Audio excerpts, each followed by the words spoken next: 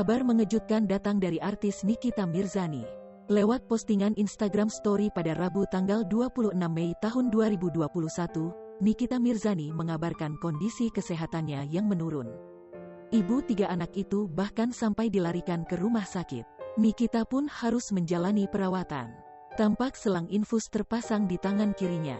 Kondisi terkini Nikita dibeberkan oleh sang sahabat, Fitri Salhuteru, seusai menjenguk di rumah sakit.